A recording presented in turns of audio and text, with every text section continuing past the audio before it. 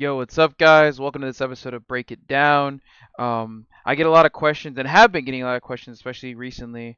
What do you do when you fall behind as Samira? A lot of you guys, you fall behind in lane, it feels doomed. You're a champion that really thrives on snowballing and pushing the game forward. And what do you do when you can't do that? Well, I'm gonna show you. So every time that I am falling behind. Uh, I'm still looking to kill. I'm super behind here. Like it's not even close. You see, I'm down double CS. I'm 1-3. And my support is 0-6. I'm just gonna play it out. So you can see the first thing I do when I am you know, playing this out is I'm trying to actually still look for kills. So you can see here I'm still trying to look for opportunities on the Ash. I end up dying anyway, but we end up picking up the kill. Um, my main thing is I don't stop looking for kill opportunities.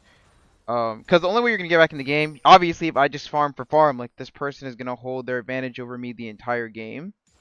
Um, However, if I can manage to flip a kill on them, because I still have the damage to kill a squishy target, then I can come back into the game, and that's actually what happens here. I always tell people to just play for skirmishes and fights in the later stages of the game, because you'll still be relevant in fights even if you are super far behind. You're still a threat. You have to make yourself a threat, though. You can't play passively. If anything, being behind, you should play even more aggressively. And that's what I do here. So I skipped the early game, but I showed you that one kill as an example of how, like, even though, like, I'm very behind, I still try to, like, throw myself at the enemy and try to, win the game. One second, let me skip. So I'm gonna skip this real quick. I'm just gonna go to the most relevant parts here. Uh, this. Okay. So, let's see. How far is it? Right here. I'm just skipping straight to a fight. So here again, another example of just constantly trying to look for fights, try to fish for fights, because you see how behind we are here. So I'm just always looking on the target that I can kill.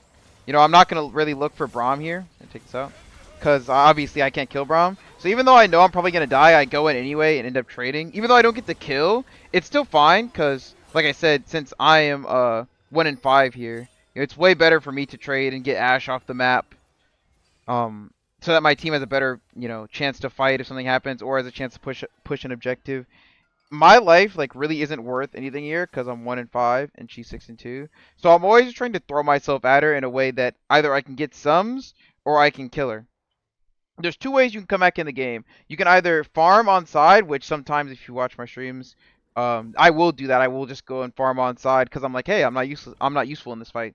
Or you can try to flip fights, which is what I tried to do here, because there wasn't anywhere for me to go on side. In this scenario, my only choice is to sit mid, because I can't take Cassiopeia on side, and I also can't take Silas on side either. And Viego is able to rotate pretty fast to the side lane, so my only choice is to just sit mid and flip fights. Um, so I'm gonna flip to another fight here. Um, what happens here? This happens. So we're gonna skip here. Okay. A big thing. A big way that you can bait people into fights, or like a big way to see how you can take a fight, is just by playing near the objectives. So here, the enemy team tries to push for the objective. They're trying to push for my turret here. Pull this down. Uh, so I just sit with my team here and I'm waiting for the engage. So we get the engage here, but I'm not really focusing Braum. I'm kind of like waiting for the hit on the Cassiopeia and the Ashe. And even though I die, we still end up getting all the kills there as a team, so it's good. Um, we killed the Cassiopeia who had a big shutdown, and we killed the Ashe who had a shutdown as well. So overall, it's sad that we died as 5, but we got 3 of them, so that's as good as it's gonna get. Sometimes you don't really get a choice as to decide how good the fight you'll get or how good the opportunity you'll get. You just have to take it. So there, like, even though I know I'm gonna die, I don't care if I die as long as I'm getting something. As long as I'm pressuring. I have to keep pressuring. And even though I'm behind, like, you can see how much, like, I still did good damage there. Like, if we'll go back and look, play it slower. Like, I did majority of the damage there, and even though I'm only one item, like, I still did good damage as a follow-up. Like, that's all I'm trying to do. I'm just trying to follow up here and you know, trying to follow up and get as much as I can so my team can kind of clean up. Because I know that I'm probably not going to be able to kill anything by myself. It was kind of unfortunate, but my team ended up getting something in the end, so that's fine. And then the last play, there's 2 more plays here. So, I finally hit my Collector IE spike, and you'll see like how much more damage I'll be doing in these fights. Now I can really be a threat as a backline, a threat to their backline. Um, so here my thresh hits a good hook, and that's just free. Look, boom, they're all dead. Just always playing around objectives and being around my team. That's really how you're gonna come back. You have to remember that Samira is a follow-up champion. So, in general, like usually, unless you're like farming, you don't want to be by yourself. You're a less powerful champion by yourself than you would be with your team. Um, I feel like a lot of Samira players they get behind and they just like give up. It's not over because there's still skirmishes. Like you're a skirmishing champ. You want these skirmishes. You want these fights.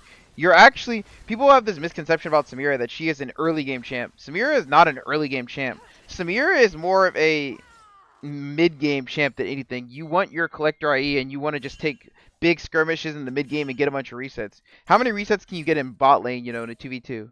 You can only get 2, right? Or only get 1 reset, sorry. But in a team fight you can get 4, you know.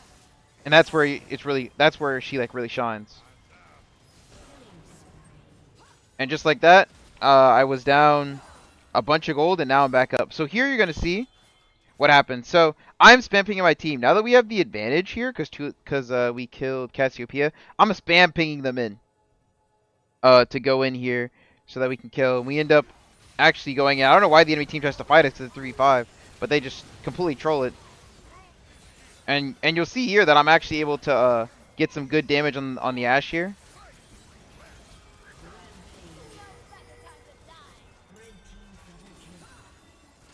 And that's the end of the game. Just like that. 3 fights. 3 fights to flip the game on its head. And I feel like that's really the power of Samira, is just like the power to just like completely take over skirmishes and team fights, really. I really wanted to do this video just because I get the questions so often, and also I feel like you guys never see me playing from behind, and I have gotten people who want to see how I play when I'm behind. I didn't show you guys the early game just because like we were just getting smashed. Like there's not much to see. Like we were just losing. But in the mid game and the late game, you saw that like I'm not giving up. I'm not gonna stop looking just because I'm behind, because I know it only takes 1 fight to completely turn the game. You saw how behind we were, but just taking skirmishes around objectives is key. Uh, if you take anything from this video and watching, you know, take it from like watching this, the main things are, if you fall behind, don't stop looking.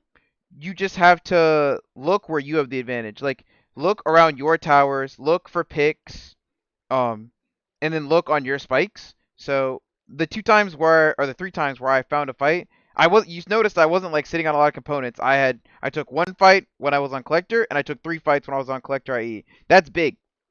You have to take fights that you actually have a chance of winning. You can't just take every fight, you know. If you see a good opportunity, you go for that. But don't just throw yourself at them, just throw yourself at them. It has to be calculated.